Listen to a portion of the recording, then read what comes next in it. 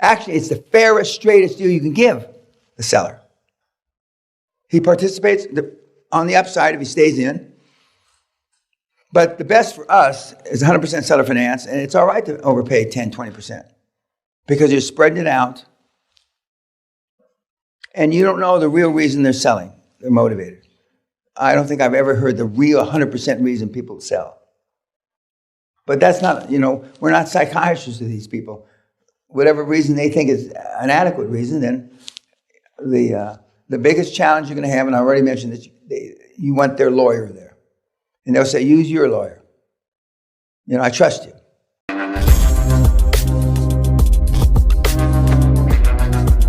Go ahead.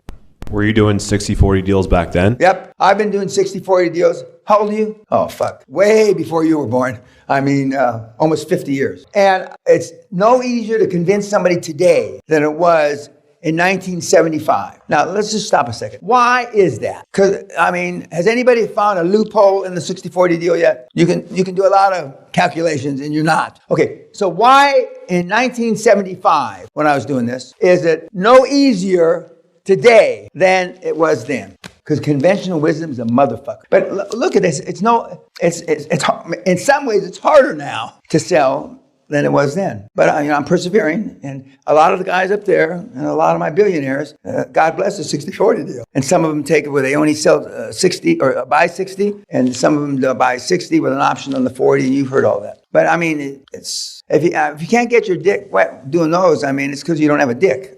But everybody's not going to buy off on it. You can't give up just because 3 or 4 people say no. That's where But a lot of people will think it's, Ponzi scheme, it's this, that, and the other thing. It's nothing like that. Actually, it's the fairest, straightest deal you can give the seller. He participates on the upside if he stays in. But the best for us is 100% seller finance, and it's all right to overpay 10, 20% because you're spreading it out, and you don't know the real reason they're selling. They're motivated. I don't think I've ever heard the real 100% reason people sell. But that's not, we're not psychiatrists to these people. Whatever reason they think is an adequate reason, then the biggest challenge you're going to have, and I already mentioned this, you want their lawyer. And they'll say, use your lawyer. I trust you. The only ones that have ever backfired on us is that I always had their lawyer and our lawyers, plural, and is when, something went wrong. They didn't have a lawyer. And so then he's 87 years old. One of the kids sold the seller finance, 15 years, 87 years old guy, 15 years. He didn't have a lawyer there. They say, I would have filmed it. He didn't film it. Are you sure you understand, old timer? You're 87. It'd be 102, my last payment. Oh yeah, I got longevity in my family. He's got straw in his ears and coming out wearing his overalls. I'm not worried. That deal ended in tears. Died, 3 months or 13 months later. And the kid, kept trying to explain as they took him off to jail. I want to say it's Louisiana, but I'd be lying. But I'm going to say it's from Louisiana from now on. And you're in honor of you. So, you just got to keep swinging at the plate. What else? Yes, sir. Our board should know everything we need to know if we choose them correctly. So far, you're correct. Yes. So I only have one question towards that. Since I'm going into the pet grooming industry, how do I know or pick correctly the industry experts? I'd look at who are serving on boards. And these guys can serve on more than one board. Okay. Like Carnation, let's just take Carnation, has a board, and this Carnation is now owned by somebody else, and they have subsidiary boards. I used to look at the subsidiary boards and find out who was there, just because they're a subsidiary to Carnation, which had pet food and shit like that. They ultimately got bought by private equity, and I go to somebody that's already on a board, and even if they say, well, I've got conflicts, well, do you mind if I ask you a few questions? And most of the time, they'll answer the question. But before the internet, we had guys, I hired law students, to go and do my due diligence, and they were the most organized, the kids that I could find. Were kids in law school, and they would find out the stuff that you can now just Google about the industry, the trends in the industry. But now most of the big universities, if they have a big veterinary school, they will do studies and they will do performance about what the industry is going to do, how fast it's going to grow. Who wrote those? Okay, they most likely can be an industry expert. So it's not like an ex-business owner. No, you can, but most ex-business owners have sold to private equity. They may have non-disclosure agreements. Not that that many people hear to them. But, you got to get your feet wet and talk to people that are in the trenches. And I mean, there's podcasts about pets, and now, as Dan Locke and Bruce Whipple say, I mean, it's easy peasy to find out information. Information that used to take us days or weeks to acquire, you can do in a matter of hours, because it's, now everything online isn't necessarily true. Okay.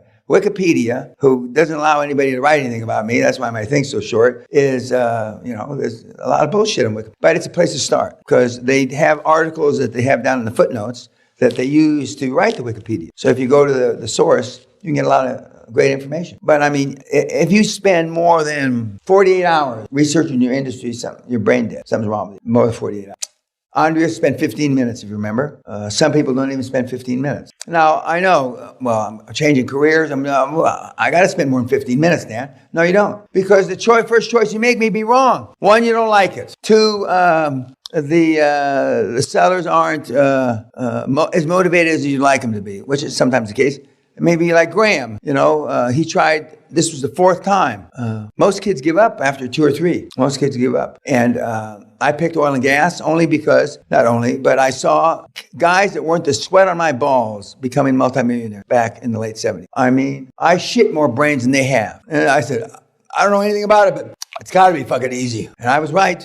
First company I went to work for was one of our corporate finance clients, Kennedy Industry. Pat Kennedy, God love him, a drunken Irishman, about 4 or 5 years older than I am. I had his 20-year high school reunion. He's from Wausau, Wisconsin. He was a big football star at the high school. 3 people of a class of 600 or 400 signed up for the 20-year reunion. He paid for all his classmates, no matter where they lived, flew in, bussed in, trained in to come to the reunion, to show everybody how not dissimilar to Andrew Carnegie when he came back on, to show his mother could show. Not dissimilar. And we flew in. I still remember there was one guy in a suit other than me. Literally overalls. Literally. I mean, guns in the back window. There were maybe 2 non-pickup trucks. 2 good old boys. And the humidity was so fucking thick.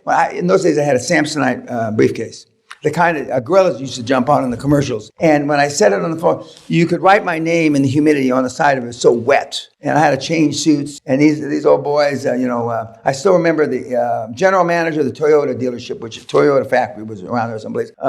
May have been another car. He had, when you see these guys that have T-shirts, they're so fat. The T-shirt doesn't cover up this part of the belly. And when he just even bent like this, you could see the crack of his ass down to here between. I never forget that. I said, God damn. And they all lied. They said, we know Patrick was going to make a goddamn lot of money. We knew that some bitch could do it. Which was not true. But getting back to the point, it's not that hard. Okay, what else?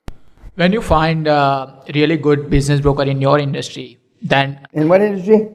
In the industry, any industry, right? Particularly in which you are going to acquire the businesses. Then how you convince him to bring the more and more deals, other than obviously bring the more deals? Other than paying.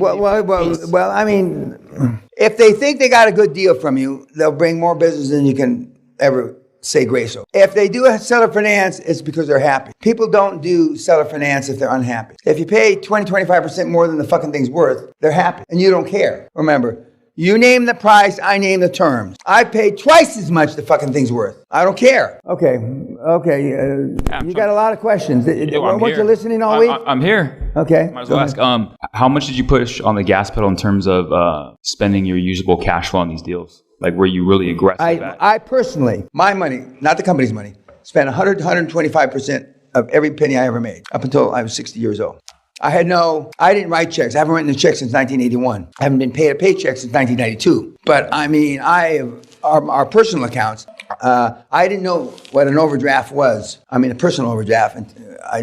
But we used them because I was spending more money, than I made. And then because I got paid from deals or capital. I invaded capital all the time, which is a number one rule that you're not supposed to do, but I did it all the time because I always made more money. And I got used to that. And when you get used to spending, the $30,000 meal that Simon talked about is not a joke. And it wasn't for a wedding or some shit. 4 or 5 guys. That wasn't a joke. For some of you, that's your entertainment budget for the last 3 years. My question was, though, how aggressive were you? Because you're buying these things or you're trying to at 2 times debt service coverage ratio. you're producing the cash. How aggressively would you use that excess cash to keep the machine going? It depended on the deal, depended on a lot of things. But I mean, I never looked at that. My financial team told me we got to ease off a little. I mean, we can't make another acquisition. We made 22 acquisitions, which just got broken by Marcus Bauer. 22 acquisitions, and that's pressing the metal. I mean, you're humping. I mean,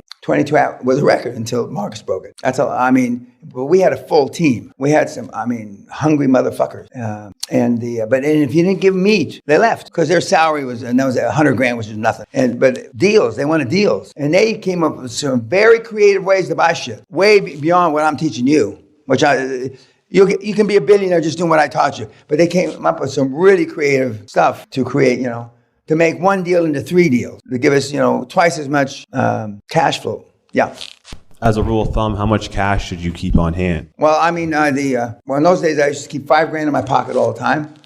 But I'm a big tipper too, which is my tips could be as much as the bill. Because I used to work for tips. I used to park, when I was 14 years old, I parked cars at a place called the Ram's Horn, which is a restaurant that all the LA Rams used to go to. And I got from $0 to $100 for a tip for driving the car from here to the building over there. The richest ball players gave me nothing. The second string quarterback give me $50, and so I always carried a lot of money because I used to give a lot of tips. Plus, Sally doesn't let me carry a credit card. Now that was before. Now I have 20 pounds when I'm in London. I have $20 when I'm in, and like they used to do for Albert Einstein. I'm going to use it when he was at Princeton. They used to tape a nickel behind his lapel because that's what a phone call costs, a nickel, and they had a little address.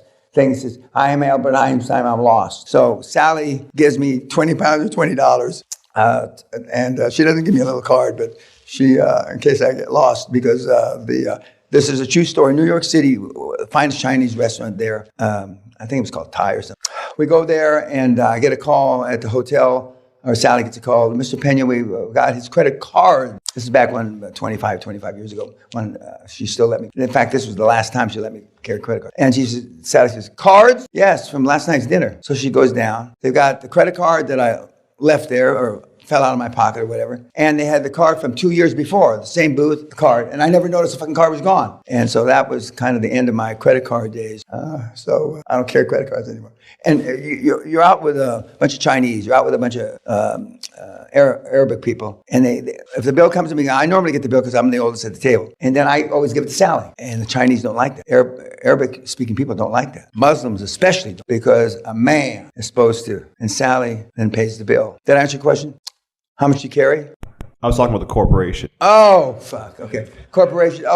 But we always had a multi-million-dollar overdraft or line of credit. So, we could always spend money. All the corporate executives got credit cards, senior, but they had limits. You couldn't spend more than $10,000 on your American Express a month. But when you're the fastest growing company in the world, we weren't worried about expenses. We were only worried about revenue. When you found oil, they called it grease. Most of the exploration guys in the world at that time didn't find enough grease to put on your hair to comb your hair. It was a big joke. We had the founder of the fucking North Sea, and we made a bunch of discoveries. And we were the only people that came to the Petroleum Club. And when we gave a party, it was $1 million.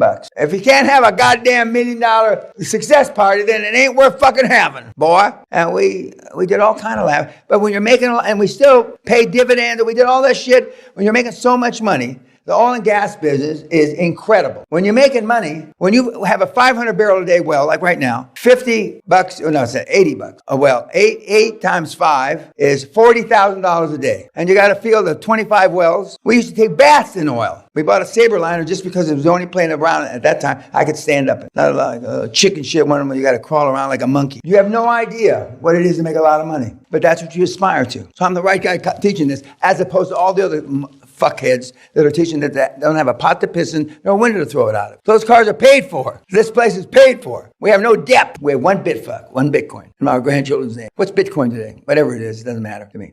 Any other questions? Okay, YouTube.